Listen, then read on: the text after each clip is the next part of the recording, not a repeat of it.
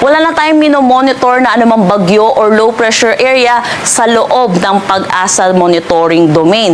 Pero inaasahan pa rin natin, palalakasin pa rin itong bagyong dati nating minonitor na si Obet na nasa labas na ng monitoring domain ng Pag-asa, ang southwest monsoon na magdadala pa rin ng mga pag-ulan dito sa malaking bahagi ng Luzon.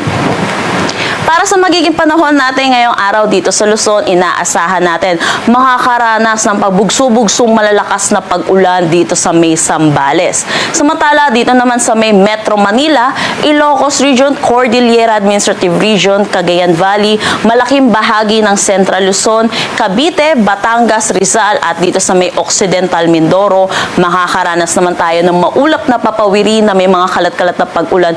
Dulot pa rin naman ito ng habagat.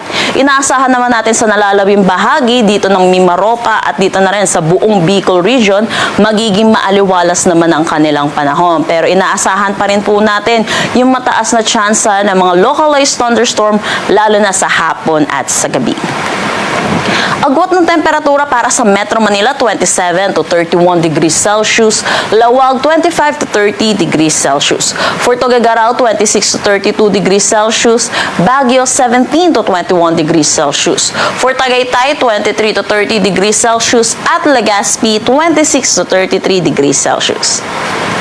Para naman dito sa may Palawan at dito sa may Antique, inaasahan pa rin natin makakaranas din sila ng maulap na papawiri na may mga kalat-kalat na pag-ulan, dulot pa rin naman ito ng habagat. Sa nalalabing bahagi naman ng Visayas at buong Mindanao, magiging maaliwalas pa rin ang kanilang panahon.